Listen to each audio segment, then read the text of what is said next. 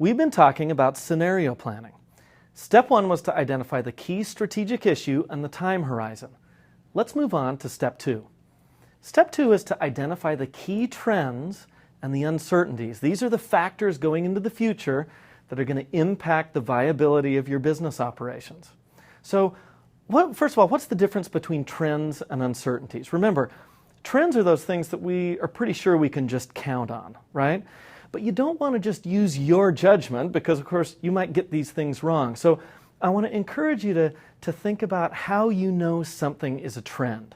You might base it on observed change. In other words, you might see that certain things have gone in a certain direction societally or in your market segment, and there's no reason to think that that trajectory won't continue. Based on what you've observed and already encountered, we can project into the future. You might look at other kinds of supportable evidence, right? We might think about expert consensus. Again, what we're doing here when we identify trends is we're looking for some certainty about things that are going to happen in the future that are going to have an impact on your business. But in a sense, we want to rule them out of our scenario planning because the trends, if indeed they're somewhat certain, are going to apply across all the scenarios, right?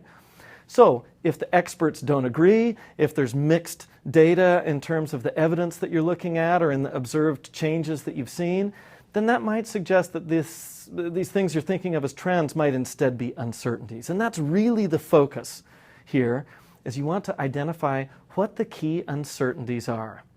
And here you want to focus on the big issues. Which factors are going to have the most impact on your business in the future, especially those factors that we're not sure which way they're going to go. And again, as with the first step, it's useful to seek a variety of perspectives, both inside and outside your organization. And again, you're trying to make this key distinction between trends and uncertainties. The uncertainties are the things that we're going to use to build your scenarios. So if they're things that we can easily agree on and count on in the future, those are trends. And let's instead try to focus on some things that we're less sure about. And those are the things that we need to focus on here, the uncertainties. Now, it's important to then prioritize those uncertainties. Essentially, which are the most important and which are the most uncertain? We're looking at the things that we think will have the most dramatic impact on our business going forward, and these are the things that we're not entirely certain about now. So that's step 2. Step 3 essentially means you're going to then construct scenarios based on these uncertainties you've identified, and we're going to plot them. So we put them visually on a sort of chart or a graph that helps you visualize the differences between the scenarios created by these key uncertainties. So what you've got to do first is identify 2 of the most important uncertainties that you've identified, and these are the things we're going to use to plot, right? And we plot these on different axes. One will be on the vertical axes, one will be on the horizontal axes, right? And for each of these uncertainties, you're really looking for 2 different outcomes that can arise from each uncertainty. And I'll give you a tip here. What you're really shooting for is that each quadrant of essentially this 2x2 you're putting together should be nearly mutually exclusive. So you're looking for uncertainties that can vary kind of dramatically, and you want to get each end of the spectrum represented. Does that make sense? So let's see if we can understand how this might look visually. Here I might have uncertainty, I'm calling it uncertainty WX, and on the vertical axis, and on the horizontal axis I've got uncertainty YZ. So in each case, for instance on the vertical axis, things can either go in the direction of W or they could go in the direction of X. We've plotted that on the vertical axis. On the horizontal axis, we've plotted uncertainty that could either go in the direction of Y or in the direction of Z. If that makes sense to see that visually. And see, this will then create, in essence, 4 distinct scenarios of the future that vary based on the different combinations of those 2 uncertainties. So here we have scenarios A, B, C, and D. So that's what I'm trying to get at conceptually. Maybe it's helpful to use a specific example to help you visualize this. So let's use the example of the video game console industry segment. So we're talking about things like the Microsoft Xbox and the Sony PlayStation, right? So that particular market segment is what we're focused on here.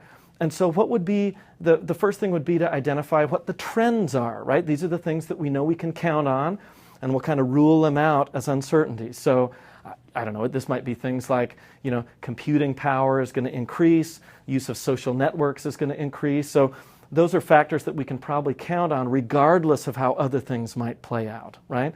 So we'll rule out those sorts of things. Again, trends are things like population demographics and things associated with that that you can sort of count on. So then the question is, which uncertainties should we identify in this particular industry market segment? So obviously we're not having a live discussion. If we were, I would want you to talk amongst yourselves and kind of come up with what you think the key uncertainties are in the video game consoles industry segment going forward.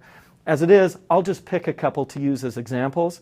I don't know if they're the most important uncertainties, but you get the idea. So here let's pick two that I think might vary. One might involve the revenue model for games. So in the future, the video game console industry segment, the revenue model for games might differ. Is it that in the future consumers are going to buy the games or license the games, or maybe they're going to be advertising funded? There's lots of different ways this could go, right? So let's stick with buy versus license.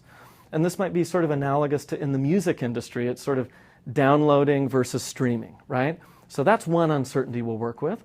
For the second one, let's go with the nature of the device itself. Is the device going to be a single-purpose device that's just used for playing video games? Or is it going to be kind of a multi-use home technology device and more of kind of an appliance to use in the home? So again, these are just two examples, but if we plot those up there, we can see how we might put those on the different axes. So on the vertical axis, we have whether it's going to be a single-purpose device or a multi-purpose device. And on the horizontal axis, we have different models of how software revenue is going to change hands in the future. Is it going to be licensed or streaming, or is it going to be purchased outright? So once we kind of lay those things out on these axes, then we get 4 different scenarios, right? And the next thing you're going to want to do is come up with names for these scenarios. So we aren't just calling them scenario A and B and C and D. Now, I'm not going to do all your work for you here, but you get the idea. I wanted you to just sort of get a sense of how this would play out with a specific example.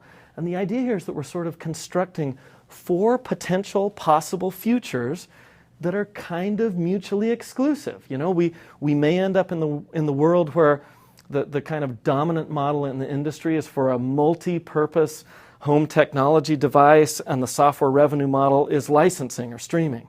But we might end up in the scenario where it's a single-purpose device and people are still purchasing outright the games. So these are the kinds of things we want to play with, and hopefully that helps you visualize and helps illustrate what it means to construct these different scenarios. These have been steps 2 and 3 of scenario planning.